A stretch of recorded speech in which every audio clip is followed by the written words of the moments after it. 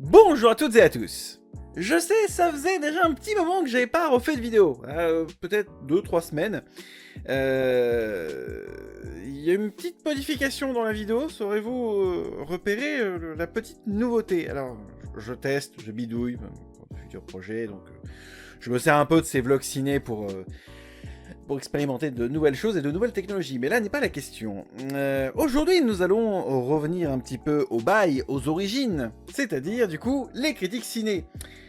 Récemment est sorti un film dans les salles sur une thématique dont nous avons déjà abordé en début d'année. Générique, du coup ?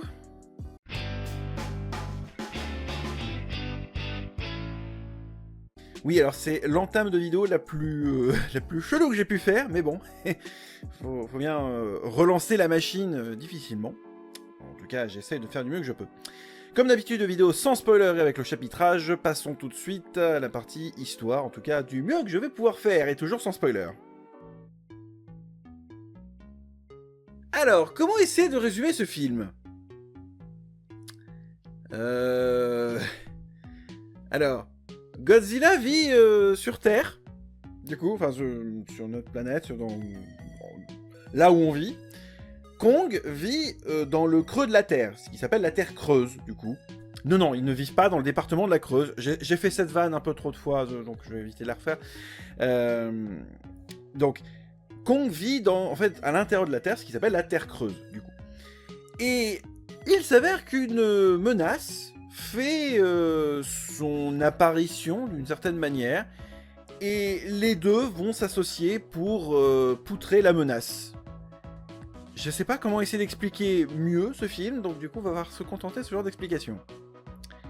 On va essayer d'approfondir tout ça, passons à la partie mon avis. Il y a quelques mois de ça, j'avais parlé du cas de Godzilla Minus One, film japonais qui sert un petit peu de reboot à la saga Godzilla japonaise. Là, on parle de Godzilla X Kong, mais c'est la saga américaine. Je vais pas refaire le listing de la saga Godzilla, je vous laisse le soin d'aller demander à l'ami Ellie du groupe The Ritual qui pourra vous expliquer bien mieux que moi. Parce que franchement, c'est une saga qui est très riche, qui est très complète, mais c'est un peu trop technique pour moi, dit-il, alors que ça fait plus de 20 ans qu'il regarde du Marvel. Oui, mais Marvel c'est simple. Là, avec tous ces monstres, j'ai un peu de mal. Et surtout, un truc tout bête, c'est que je n'ai pas vu tous les films de la saga Godzilla, enfin de cette saga Monarch. C'est que j'ai pas vu le premier Godzilla avec Bryan Cranston, j'ai pas vu Kong Skull Island. Je crois que oui, j'ai vu le premier Godzilla X Kong qui m'a laissé un souvenir assez osef. Ouais, c'est sympathique, mais sans plus. Et le film dont on parle aujourd'hui, Godzilla X Kong 2, alors j'ai oublié le nom original, Un Nouvel Empire, je crois que c'est ça, je sais plus. Ça a toujours des noms à rallonge, pour moi c'est le 2, pour moi. Enfin, techniquement c'est le 5e ou 6e film, je sais. C'est trop compliqué. Le truc c'est que, alors, c'est un peu particulier. J'ai compris ce que représente Godzilla pour les Japonais.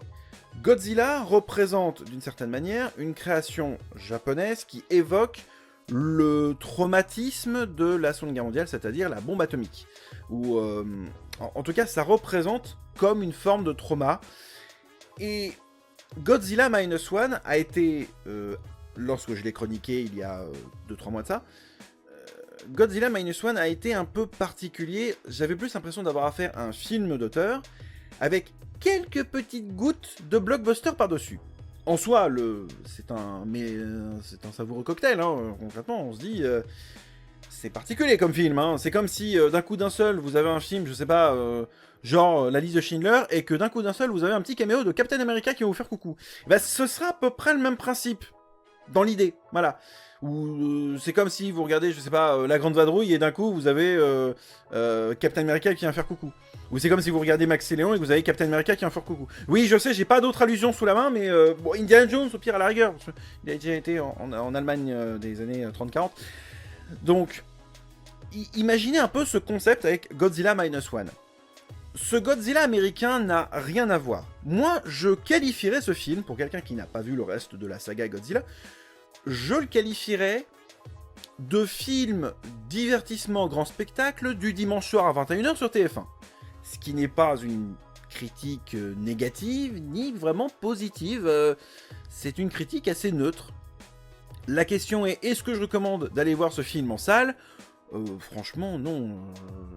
Même si le film a des qualités, attendez qu'il sorte en salle ou sur une plateforme de VOD, vous embêtez pas. Franchement, il y a d'autres films à aller voir en salle. Là, le dernier Ghostbusters qui me fait vraiment envie, mais je suis pas à jour sur Ghostbusters, faudrait que je rattrape le film. Enfin, là, il y a un film là, sur Prime Video, là, Roadhouse, là, qui me fait un peu de l'œil, et surtout par rapport à Patrick Swayze, qui veut...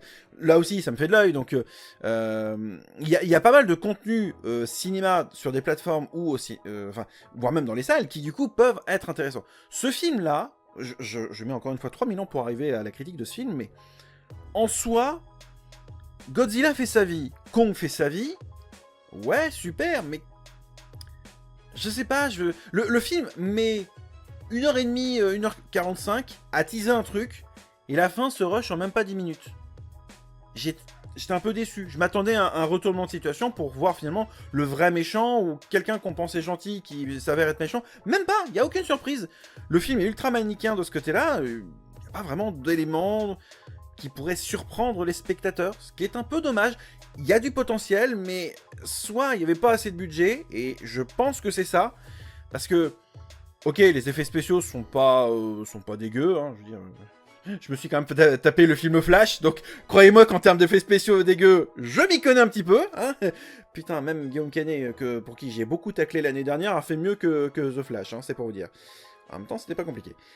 Et le problème avec tout ça, c'est que ce Godzilla X Kong 2, bref, voilà, disent quelque chose qui finalement dure à peine ça. C'est un peu comme si un vantard disait « Ouais, mais moi je suis un gros queutard, franchement, tu vois, il y a des fions, je les éclate comme ça. » Et en fait, ça dure même pas 2 minutes parce que c'est un éjaculateur précoce, quoi. Bah, c'est comme si un gros relou vous avez vraiment fait chier, avait fait chier une nana, il l'avait harcelée pendant toute une semaine, pour qu'arrive ensuite le moment venu, le mec c'est en fait un éjaculateur précoce. En fait, c'est un peu le problème. Je sais pas où je vais avec cette allusion, mais en même temps, je vais bien retomber sur mes pattes à un moment donné. Et ouais, non, franchement, c'est un peu le défaut. Le film a de l'idée, il le concrétise pas. Et je trouve ça un peu dommage. Moi, j'ai un peu le sentiment de me dire, bah... Soit il n'y avait pas assez de budget, parce que le casting, c'est même pas un casting de Ligue 2 à ce stade. C'est un casting digne de la nationale. Enfin, de la 3e ou 4e division. Genre, l'héroïne principale, c'était un 3e rôle dans Iron Man 3. C'est pour vous dire, hein. C'est... Waouh. Alors, on a un acteur qui est une sorte de Aaron Taylor Johnson Wish, par exemple. Et on a le sempiternel personnage qui qui sert à faire avancer l'intrigue, mais qui du coup a une caractéristique, elle est sourde et muette. Alors, la blague du camoulox, ça a déjà été faite. Mais là, Non. Le casting est un peu chelou. Tu sens que c'est vraiment le casting... ce que j'appelle le casting Coupe de France. On est sur un moment important, mais avec une équipe de peintres. Au sens propre du terme, et au préféré. Pas parce qu'ils sont nuls, mais parce que c'est vraiment une équipe de peintres. Et en fait, le film en soi n'est pas mauvais, mais je peux pas vous le recommander en salle, c'est pas possible. Ne payez pas 9 balles pour aller voir un film pareil. Non pas qu'il soit mauvais, attention, mais c'est le film du dimanche soir qu'on regarde parce qu'on n'a rien d'autre à regarder et qu'on se dit « Ah, il y a quoi sur France 2 ? Un film avec Daniel Auteuil ? Ah, super. Et il y a quoi sur TF1 ? Godzilla X Kong ? Ah, bah je vais regarder Godzilla X Kong, hein. Quoi ? Il y a quoi sur Capital ? Un truc sur Elon Musk ? Non, je vais regarder Godzilla X Kong. Et sur France 3, et quoi ? Barnaby ? Non, je vais regarder Godzilla. » Voilà, c'est le cas de figure typique de la ménagère de moins de 50 ans, ou c'est le cas de figure typique de la famille lambda qui du coup cherche un film pour le dimanche soir. Oui, ça sent totalement le vécu, c'est ça le pire, c'est que... là, j'ai l'impression de vous raconter ma vie, mais le pire, c'est que c'est vrai. On se dit, il y a quoi sur France 2 ? Il y a quoi sur France 3 ? Et quoi sur M6 ? On va regarder Godzilla là, sur TF1, ça sera très bien. Netflix ? Non, mais c'est bon, on va mettre 3000 ans à regarder à chercher un film, puis après, on va aller se coucher. On n'aura même pas regardé le film. Donc voilà, c'est... Le film est pas ouf. mais il est pas mauvais pour autant. Ça... Ce que j'appelle un peu le syndrome, ça cale un creux. On n'a pas trop faim, mais un petit peu quand même. Mais en sortant, on se dit... Ah, fallait pas trop que je mange, sinon j'aurais été malade. Alors qu'en fait, on a encore la dalle, quoi.